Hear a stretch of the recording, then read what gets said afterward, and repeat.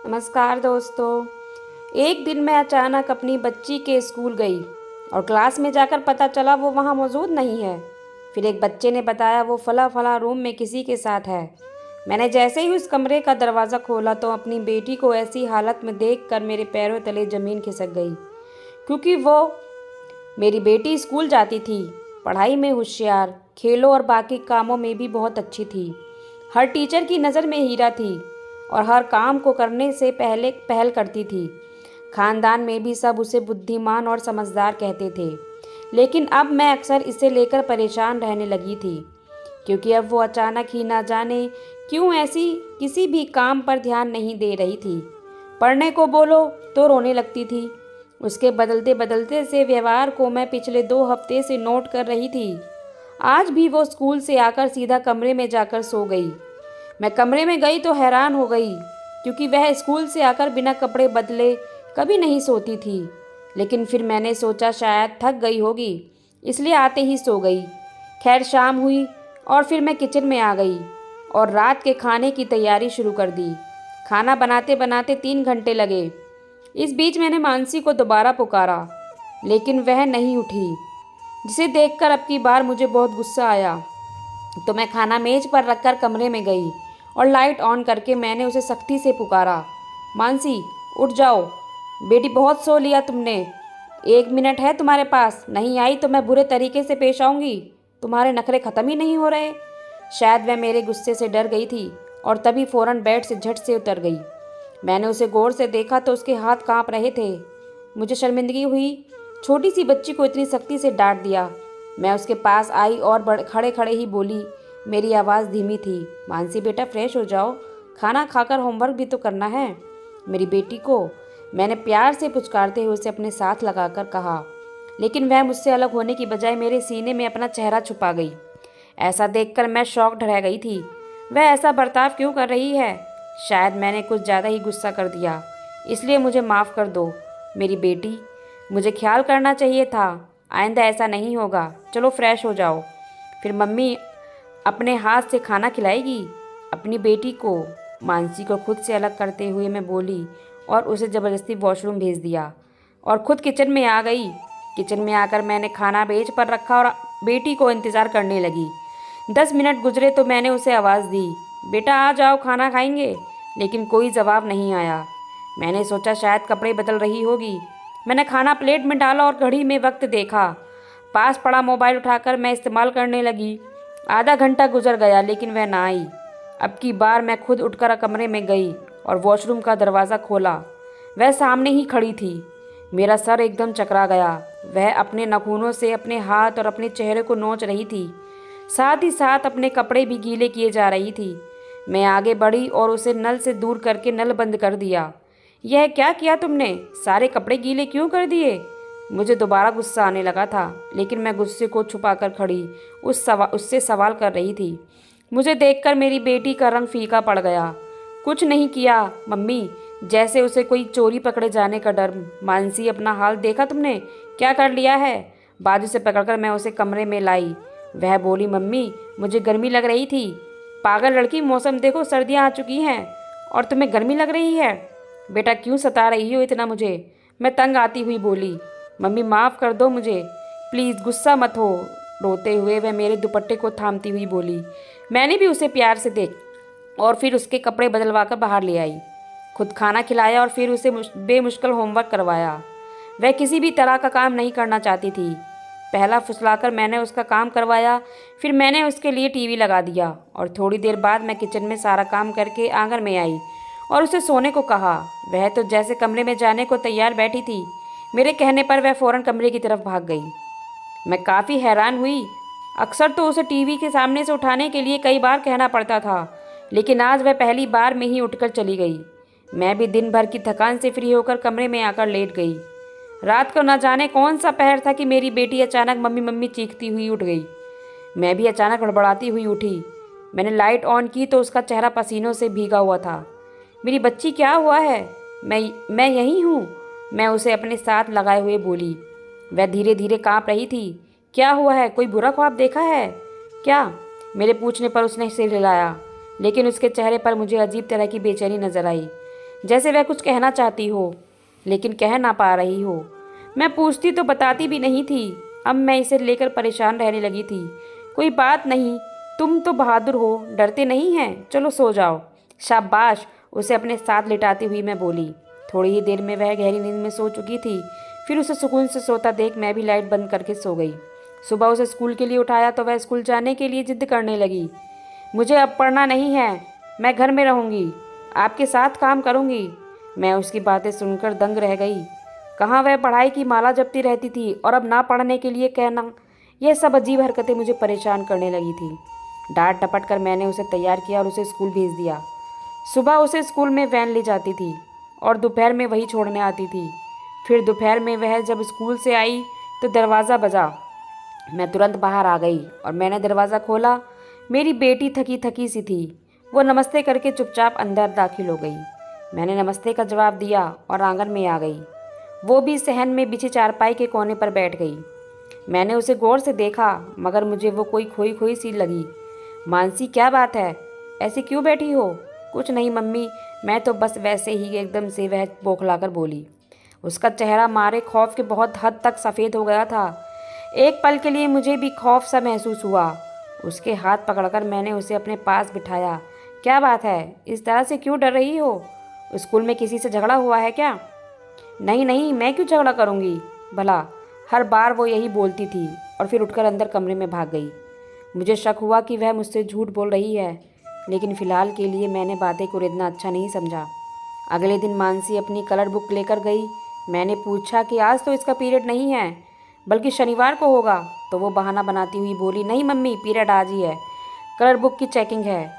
मैंने भी ज़्यादा कुछ नहीं कहा। दोपहर में जब वह घर आई तो उसकी यूनिफॉर्म बहुत मैली थी। बेटा, वर्दी इतनी गंदी कैसे हो गई?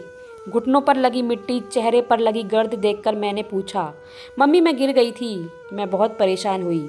शाम में जब मैं उसे होमवर्क करवाने बैठी तो डायरी पर नोट लिखा था। मैंने नोट पढ़कर अपनी बेटी को दिखा। यह क्या है बेटा? स्कूल तो तू नहाकर गई थी, फिर ये नोट क्यों भेजा है आपकी टीचर ने कि आपसे बदबू आती है?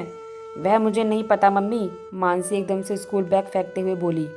मेरी बेटी का यह अंदाज मैं पहली बार देख रही थी। उसे गुस्सा करते देख मैं बहुत हैरान हुई कि वो इतनी सी बात पर गुस्सा कर रही थी। मानसी, ये क्या बदतमीजी है? बाजू से पकड़कर मैं उसे झंझोड़ते हुए बोली। छोड़ो मुझे मम्मी। अपना बाजू छुड़वाने की कोशिश करते हुए वह मुझसे बोली। बेटा, बदतमीजी कर रही हो, तुम बोलो, आइंदा दोबारा करोगी ऐसा? मैंने तुरंत उसे अपनी गुस्से भरी आंखें दिखाई। फिर वो बोली, आप बुरी हैं, गंदी मम्मी हैं, मुझे नहीं करनी है आपसे बात। यह बोलती हुई और अपना बाजू छुड़वाकर वह अपने कमरे की तरफ चली गई और मैं अपना सर पकड़कर बैठ गई। मेरी बेटी के व्यवहार ने मुझे बहुत परेशान किया। दिन गुजरते गए, मेरी बेटी का व्यवहार बदलता गया।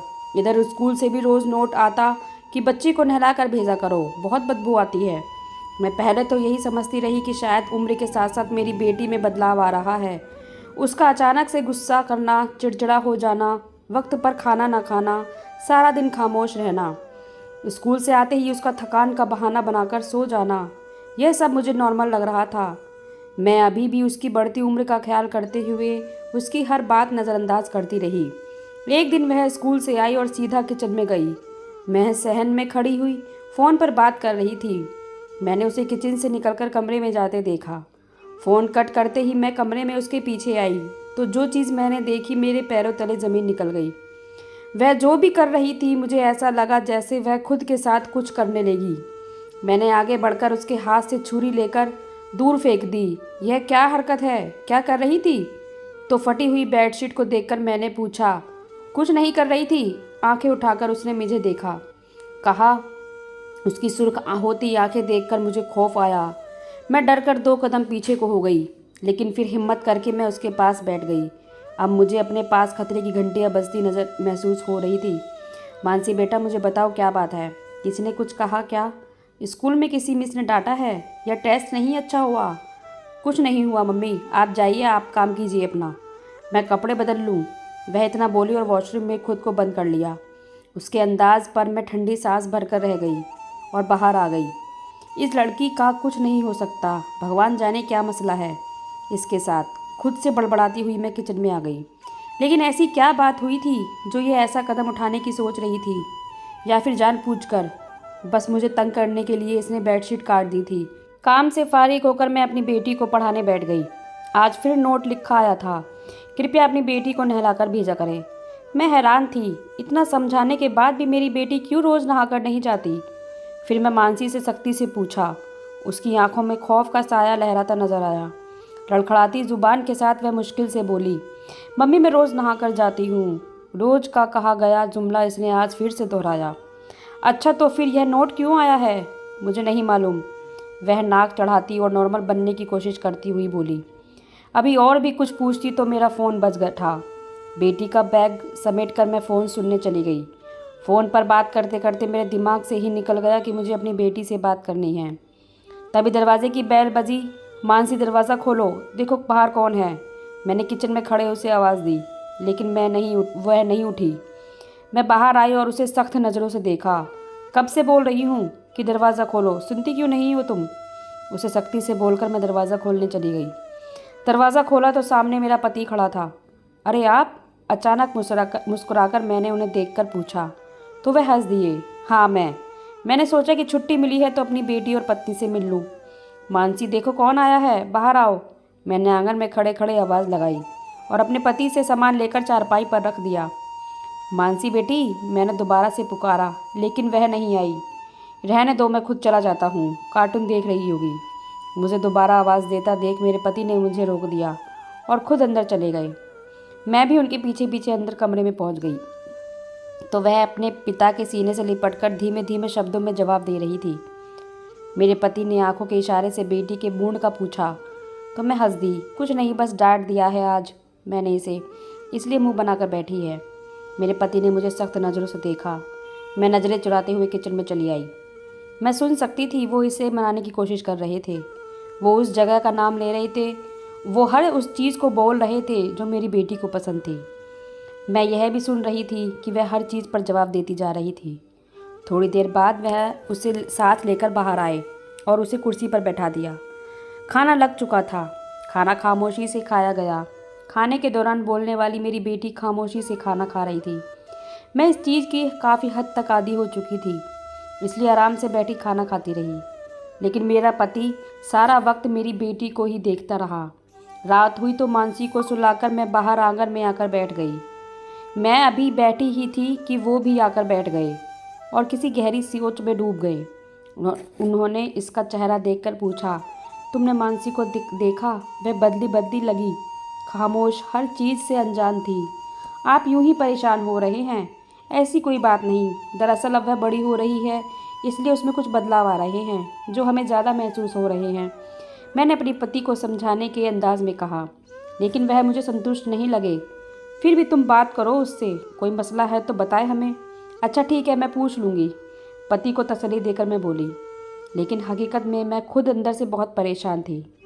माहौल को ठीक करने के लिए मैं इधर उधर की बातें करना शुरू कर दिया और सुबह होते ही मेरा पति वापस ड्यूटी पर चला गया और मैं रोज़ की तरह कामों में बिजी हो गई। बेटी को स्कूल भेजा और बाकी काम खत्म किए। दोपहर को फिर आज वह वर्दी पर दाग लगाए हुए आई थी। मैंने उसे देखा, वह डरी हुई लग रही थी। कपड़े बदल लो, मैं खाना लगाती हूँ, मैंने खुद को नरम रखते हुए कहा। मैं सोच रही थी कि अब मैं बेटी को प्यार से हैंडल करूँगी ताकि वो मुझे सारी हकीकत खुद बताए। जब कुछ दिन गुजरे, वर्दी और नोट का सिलसिला जारी रहा। मैं देखती रही क्योंकि मैं अपनी बेटी को और खौफज़दा नहीं करना चाहती थी। मैं चाहती थी कि वह नॉर्मल हो जाए जैसे पहले थी। मेरी बेटी से सब मोहब्बत से पेश आते थे। वह थी भी तो बहुत अच्छी, सुलझी हुई। अक्सर टीचर तो उसकी मदद खुद करते थे असाइनमेंट बनाने में। एक दिन मैंने सोचा बस अब मैं अपनी बेटी से बात करूँगी। उसके घर आने का इंतज़ार किया। दोपहर में वो घर आई तो मैंने उससे आराम से बात करने का सोचा। खाने के बाद मैं उसके कमरे में चली आई और उसे अपने सामने बैठा लिया। मेरी बच्ची, बताओ क्या बात है? क्यों इस तरह से डरी डरी रहती हो? मुझे बताओ, वादा करती हूँ कि कुछ नहीं कहूँगी। बेटी के हाथ थामते हुए मैं बोली। वह कुछ देर तो मुझे देखती रही, फिर बोली और बोलती ही चली गई। जैसे जैसे वह बोलती चली जा रही थी वैसे वैसे मेरा गुस्सा बढ़ता चला जा रहा था। वह अपनी बात पूरी कर चुकी तो मैं उसे देखती रही, फिर भी वह सर झुकाए बैठी रही। फिर एकदम से मैं फट पड़ी। मैंने जोर का तमाचा अपनी बेटी के मारा। क्या बकवास किए जा रही हो? मालूम भी है तुम्हें कि तुम क्या बोल रही हो? बेवकूफ़ लड़की, दिमाग किधर है तुम्हारा? वह गाल पर हाथ रखकर हलक तक रोते हुए बोलती चली जा रही थी। मेरा बस नहीं चल रहा था कि मैं उसे एक और थप्पड़ लगाऊं। चुप कर जाओ, खबरदार जो आवाज़ भी निकाली। इस हिचकियों के साथ रोता देखकर मैं बोली, और मैंने सोच लिया था मैं खुद जाकर देखूंगी कि आखिर मामला क्या है। जो वह इस तरह से झूठ बोलना भी शुरू कर चुकी थी, इसलिए जल्दी काम खत्म किया। आज स्कूल जाकर नोट का मामला भी खत्म करूंगी। इसलिए मैं चादर लेकर स्कूल की तरफ चल पड़ी। स्कूल पहुंचकर मैं सीधा मानसी की क्लास में गई, लेकिन वह वहां मौजूद नहीं थी। कुछ बच्चों ने मुझे बताया कि वह फला फला रूम में टीचर के पास है। मैं वहां गई और बगैर दरवाज़ा नॉक किए दरवाज़ा खोल दिया।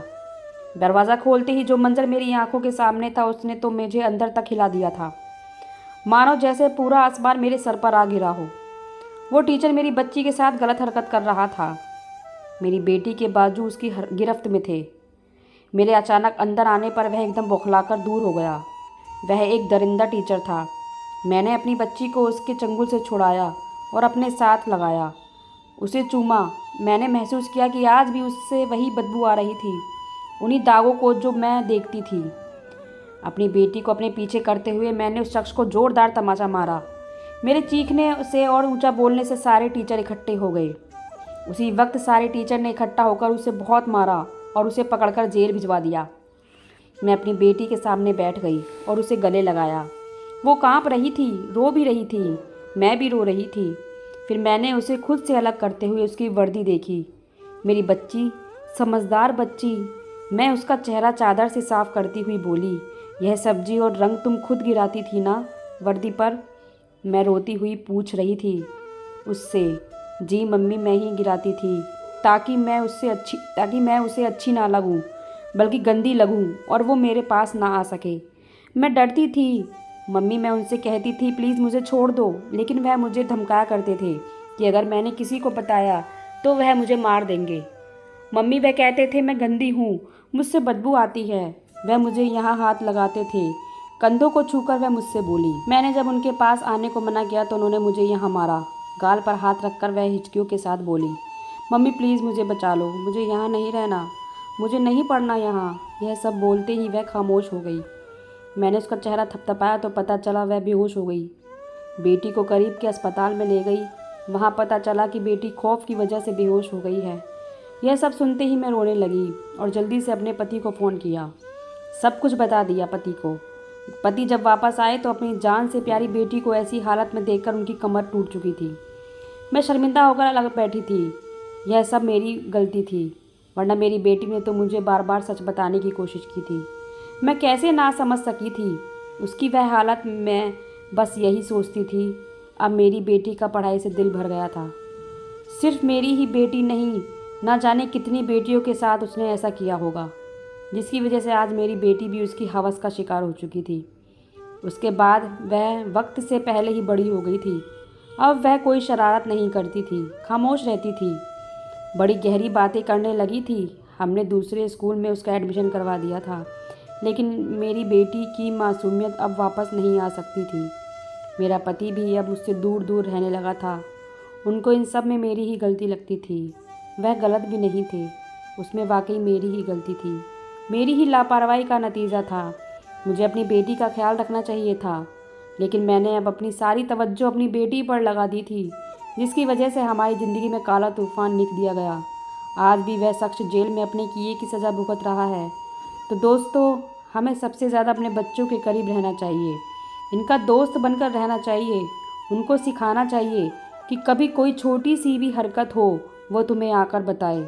माँ बाप बनकर नहीं, दोस्त बनकर रहना चाहिए औलाद के साथ। आज मेरी बेटी के 2 बच्चे हैं और उनका लालन पोषण उसने इस तरह से किया है कि वह हर बात अपनी माँ को आकर बताती है, और उसे देखकर आज भी मैं अपनी लापरवाही पर शर्मिंदा हो जाती हूँ।